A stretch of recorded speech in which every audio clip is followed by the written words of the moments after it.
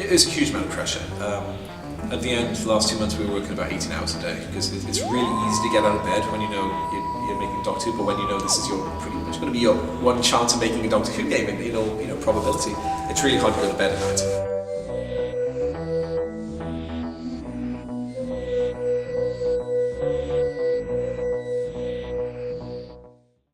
My name is Lee Cummings, I'm the creative director.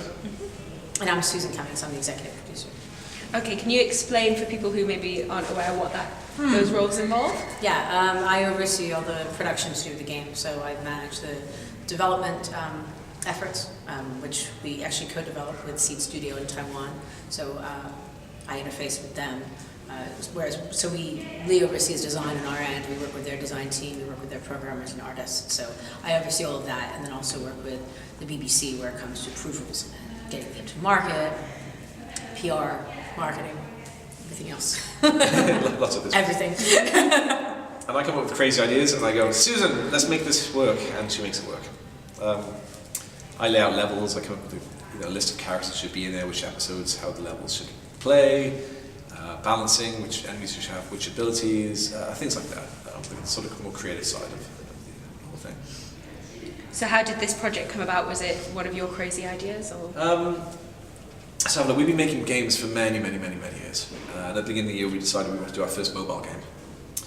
And we have had fun in the past working with other people's worlds, with other people's intellectual property. And we wanted to do that again, especially with our first mobile game. We've made enough original content over our lives that we don't feel compelled to do that again. So we started talking earlier in the year, and we were like, what do we love passionately that we could do really well? That we know we can make games. The question is, where can we find something we can do really, something very special? And then the next line in the conversation was, let's do Doctor Who, because we're huge Doctor Who fans. So we want to do something unlike most of the Doctor Who games, which they're epic in their own way, but it's really another episode of the Doctor's life. We want to do something, especially for the 50th anniversary, which spanned 50 years. With at least over time it can span anything. So we came up with this. We're huge puzzle game fans. We did a puzzle game together years ago called Puzzle Kingdoms that we really enjoyed making, and we've been itching to make another puzzle game. And it was a perfect fit. So did it feel quite daunting taking on obviously a character in a show that's so well loved by people and putting it into a game? We're going to put some pressure on ourselves, right? Our first mobile release. Let's go for one with 75 million fans worldwide. I think mainly because we wanted to do right by a show that we loved so much, and that really guided our decision making in so many areas. The fact that it was a show that we loved, so it wasn't just a license to us.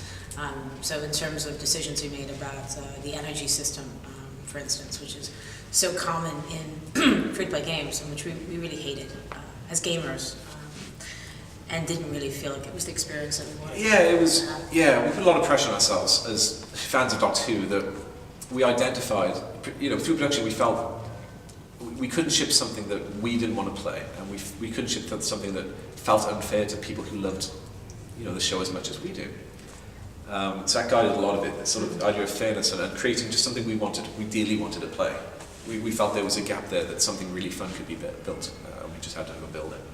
Yeah. And we've set the bar so high on things like customer support. We're getting wonderful feedback for the fact that Lee and I are personally responding on a lot of it, so is our developer in Taiwan responding on a lot of it. We're trying to keep it personal as long as we can, as opposed to doing the normal thing like getting a customer support group that deals with it for you, because we want that personal connection. Because it means it can be really immediate. People email you with a concern, or a comment, or a text bug, some text is incorrect in the game. Someone's first episode wasn't this, it was something else. We can change it immediately.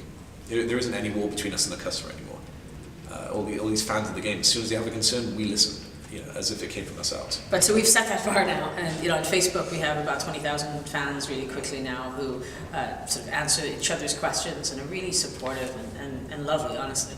But we've set this bar now that we feel we have to continue, that we answer people's stuff on Facebook. I answer the inbox stuff that I get on Facebook. And so what aspect of the show were you really aiming to capture when you were creating the game? I think it was the depth of everything, of not just the multitude of doctors, but the companions and the allies and the enemies. We wanted to get that breadth that you don't normally see in really any game.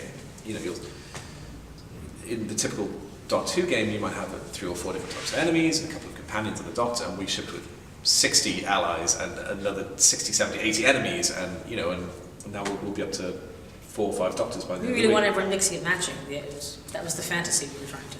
Yeah, so I think that's our strength, is that whatever you love about Dot 2, you'll find it in here somewhere. And the mechanic is pick up and play enough, and you can play it on millions of mobile phones. There's really and it's free, so there's no barrier to entry to go in and engage with what you love about Dot 2, even if it is through a puzzle game and not through watching a TV show.